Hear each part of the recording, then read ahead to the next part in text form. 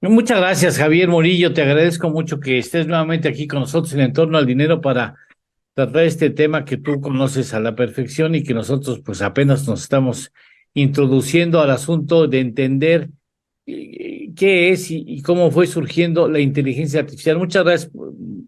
Buen día para ti, para el auditorio.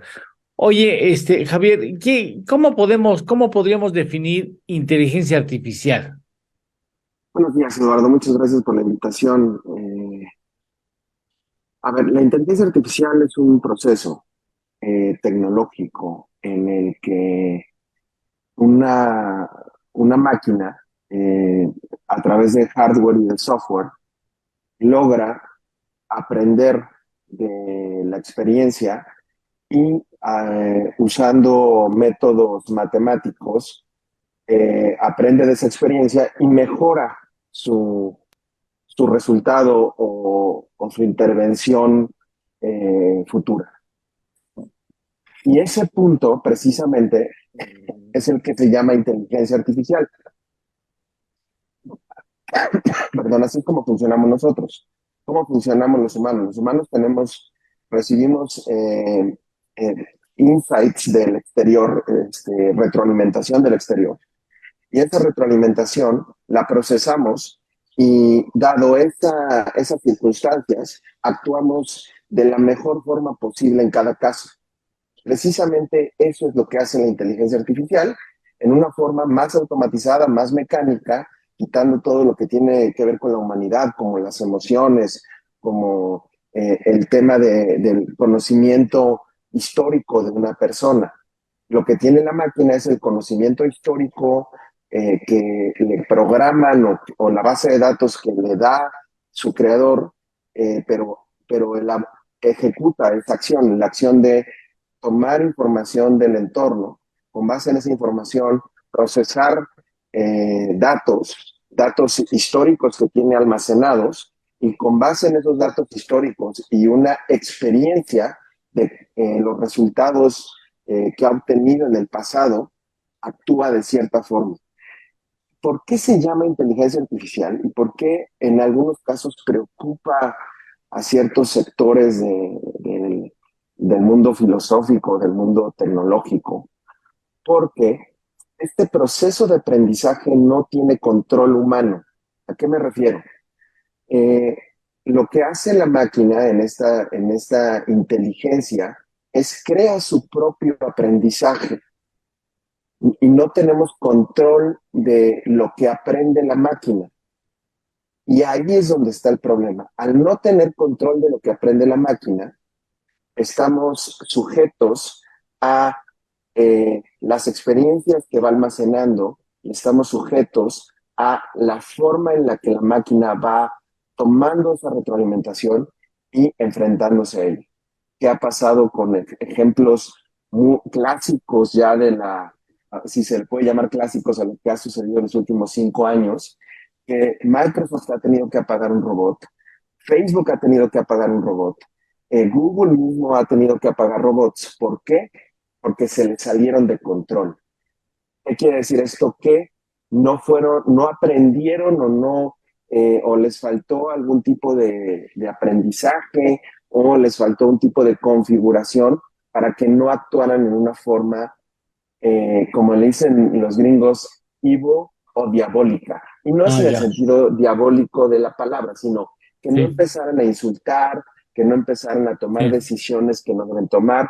Esta es la realidad de la inteligencia artificial.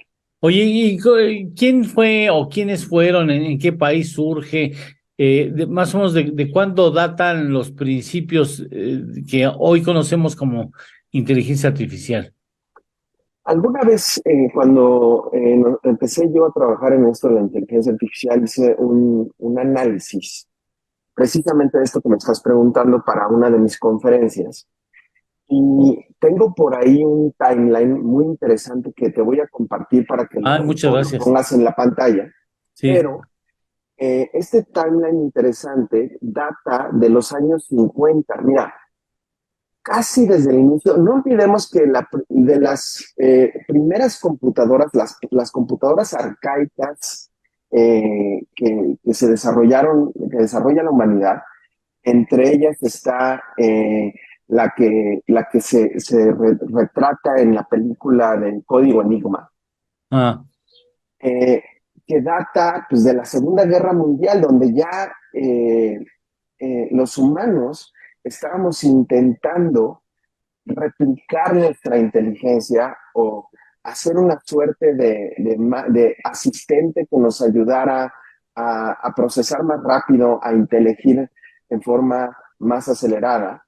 Y data de los años 50 porque desde que el humano crea las primeras computadoras, su misión, y eso no me dejarán mentir todos aquellos que sobreviven a las eras en las que las computadoras simplemente eran procesadores de texto o procesadores numéricos. Desde esa época, desde que el humano crea la primera computadora, se da cuenta que un día esa computadora podrá tener una inteligencia propia. Y nuestra misión como tecnólogos ha sido tratar de lograr eso. Lo que sucede ahorita es que están sucediendo singularidades, y ahorita hablo del término de singularidad, en diferentes profesiones. Voy a dar un ejemplo. sí.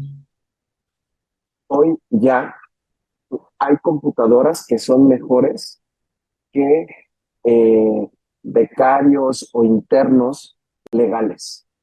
Ah, Los becarios internos legales son los que buscan casos que se parecen al caso que está atendiendo el abogado líder de un caso, y ellos se dedican o se dedicaban a analizar qué existía similar, qué otras circunstancias similares se habían presentado, y se las presentaban a los líderes, a los abogados líderes, y ellos tomaban decisiones con base en esos precedentes. Hoy eso ya lo hacen computadoras. O sea, el trabajo que hacían esos asistentes ya no lo tienen que hacer. Entonces ya se dio la singularidad en ese punto. La singularidad que quiere decir que una máquina ya es mejor que un humano y sistemáticamente se volverá mejor en esa disciplina. Como este caso está sucediendo en muchas industrias, en muchas disciplinas, esa singularidad. Bien, ahora, por lo que me dices, entre más y mejor información se le proporcione al sistema, mejor responderá y mejores resultados ofrecerá en sus lógicas, ¿no? Ordenar la información en función de lo que nosotros le vamos nutriendo. O sea, debo de entender que bueno, ha de ser ya esta situación de que tú te acercas aquel sistema que tenga mejor nutrida la estructura de su inteligencia artificial, ¿no? Para que tengas el mejor resultado. O sea, la inteligencia artificial necesita que tú le nutras información para poderlo ejercer, independientemente que después en el camino va aprendiendo, entiendo. Sí, precisamente por eso China va a la vanguardia de la inteligencia artificial. No olvidemos, esto es muy importante, en la carrera de la inteligencia artificial que será, es una carrera, es una guerra fría tipo armamentista, aunque no es armamentista, sino es tecnológica. Es Sí, una guerra fría tecnológica en la que hay dos polos, está Oriente y está Occidente. Los orientales tienen gobiernos eh, en los que permiten que los datos, o sea, el bien del pueblo es más importante que el bien individual. Y en los occidentales el bien individual es más importante sí, que el bien comunitario. sí. Entonces, en el lado oriental, los datos están disponibles. No se ve mal que el gobierno obtenga toda la información, tenga cámaras en todos lados, puede intervenir los datos, puede intervenir tus correos. O sea, el bien común prevalece. Entonces, los orientales tienen más datos. Mm. Los occidentales tienen datos gracias a las empresas que tienen, gracias a Facebook, gracias a Google, Sí, pero ahí es donde está la pelea con el gobierno o la discrepancia con el gobierno, porque el gobierno no puede desarrollar su inteligencia artificial. Del lado occidental lo desarrollan empresas y del lado oriental lo desarrollan los gobiernos. Y es ahí en ese punto donde es importantísima la inteligencia artificial tener grandes cantidades de datos para entrenarla, como bien dices, para entrenarla. Entonces, digamos que en el lado oriental se entrena con el comportamiento de todos los ciudadanos y del lado occidental se entrena con el comportamiento de los usuarios de aplicaciones.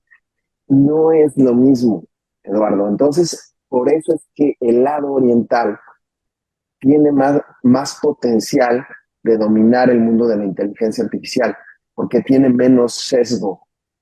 Claro, El lado claro. occidental tiene sesgo porque somos usuarios los que lo estamos entrenando y mucha gente que no usa estas aplicaciones se está quedando fuera.